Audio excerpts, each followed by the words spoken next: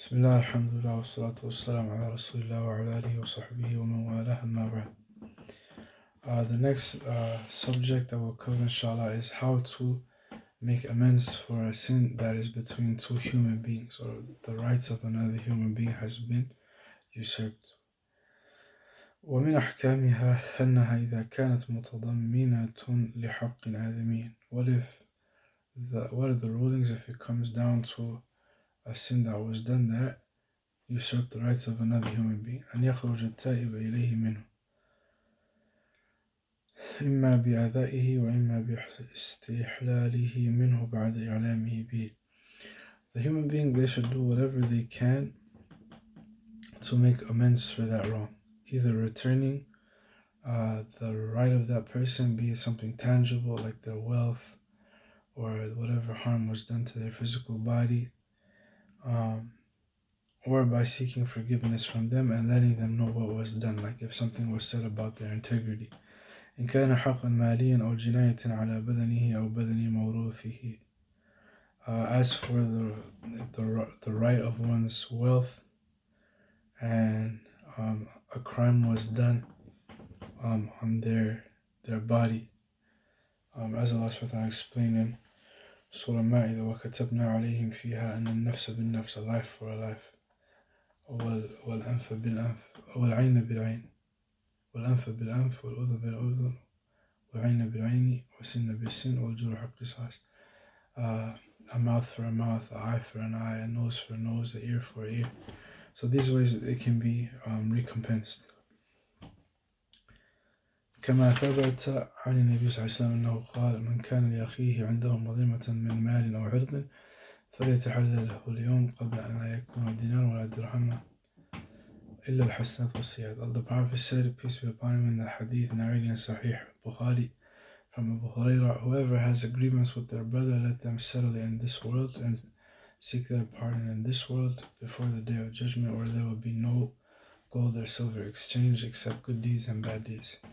وإن كانت المظلمة بقدح بغيبة أو قذف فهل يشترط في توبته منها إعلامه بذلك بعينه والتحلل منه، وإعلامه بأنه قد نال من عرضه، ولا يشترط تعيينه أو لا يشترط لا هذا ولا هذا، بل يكفي في توبته أن يتوب بينه وبين الله من غير إعلام من قذف ويعتابه. What does a person have to do when it comes to saying something or attacking one's integrity? Saying something about a person, be it true or untrue, but it is unlawful by attacking their integrity. Do they have to tell the person they spoke of the details of what they said? Or do they just say forgive me, or do they just ask Allah to forgive them? So the author explains there are three opinions. The two main ones he spends time with, it comprises all of the four the founders of the schools: Imam Malik, Imam Abu Hanifa, Imam Malik, Shafi, and Ahmed. But he says Imam Ahmed has two opinions on this, which differ on the circumstance. The first group say that yes, you have to tell them, because there is no way to be forgiven for something that the victim does not know what was done wrong to him. In order for him to forgive that person, he should be told what was the details of what was said about it. Then the author, and he spends much time explaining it, then the author, he says, واحتجوا بالحديث المذكور وهو قوله صلى الله عليه وسلم. They supported their evidence, the opinion, with the evidence of the hadith of the Prophet: whoever has a grievance with their brother, من مال أو عرض, from their wealth or their integrity, فليتحلله اليوم, they should seek forgiveness for that in this world. قالوا ولأن في هذه الجناية حقين، حقا لله وحق الآدمي.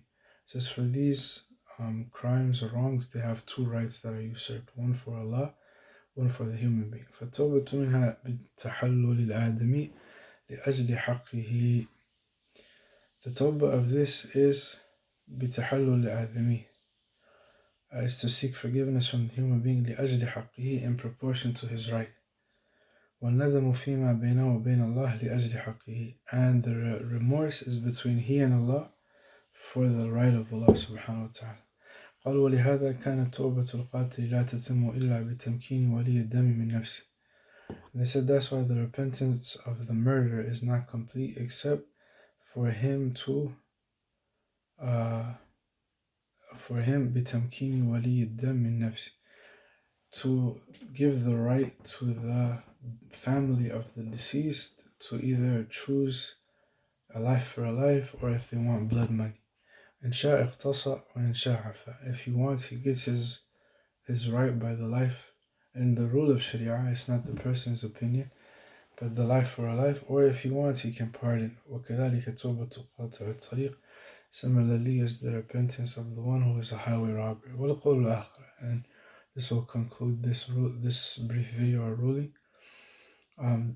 Does the person have to tell the person the victim of the details of whatever they said about their integrity, be it a lie, be it about their bad quality?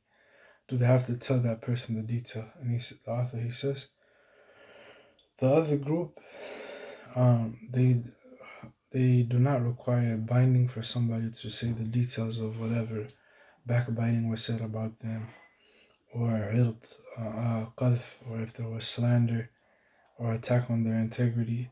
But it is just sufficient for them to keep it between them and Allah, and that whatever bad they said about that person, if it was in public, they go to that same group, that same place, and they mention good things about that person in their absence.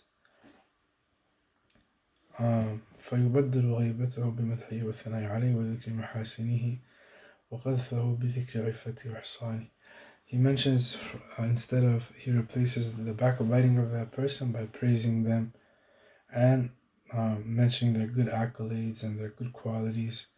And they, instead of talking about accusing them of infidelity, to mention this person is very chaste, they're very pious. And he seeks forgiveness for that person in proportion to the amount that he backbit them. And then he says this is the opinion that his Shaykh Imam Ibn Taymiyyah rahimahullah chose, and the author also holds. And they also say that one of the reasons this opinion holds weight is because if that believer tells the victim, I backbit you, I said this lie about you, I talked dirt about you, I talk smack, I talk ish, it will lead to a greater problem, and that will lead to maybe even like a physical fight between them. That person will get so angry.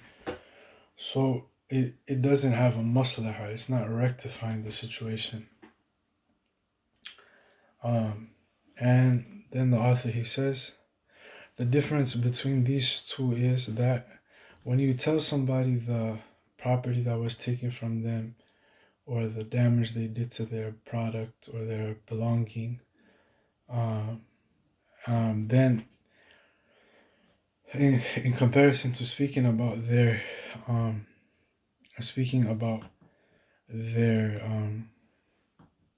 integrity, if they did a harm to their body or their wealth, it will probably bring them happiness because they know, hey, I was looking for that for a long time, or I don't know what happened to it, or this will get some benefit from that. But if you tell him you took something from his integrity, أنه قد ينتفع بها إذا رجعت إليه فلا يجوز إخفاؤها عنه. When you return the product of the person to him, then he can still benefit from it. So it is not permissible to keep it secret. فإنه محض حقه, because it is in essence his right. فيجب عليه أداؤه إليه. It is binding upon him أداؤه إليه, to return it back to its rightful owner. بلا خلاف الغيبة والقذف. And as an opposite or different from backbiting and slander. فإنه ليس هناك شيء ينفعه يؤديه إليه. There is no benefit in telling a person that they have been backbit or slandered. لا إضراره وتهيجه فقط. لا إضراره وتهيجه فقط. Not just to force him to do so. فقياس أحدهما على الآخر من مفسد القياس. This is an incorrect, incoherent analogy. The second difference between them أنه إذا أعلمه بها لم تؤذيه ولم تهجي عنه غضبا ولا عداوة، بل ربما سره ذلك وفرح به بخلاف إعلامه به مزق به عرضه طول عمره ليلا ونهارا من أنواع القذف والغيبة والهجر، في اعتبار أحدهما بالآخر اعتبار فاسد، وهذا من هو الصحيح في القولين كما رأيت، والله أعلم. So this concludes this video. والله تعالى أعلم.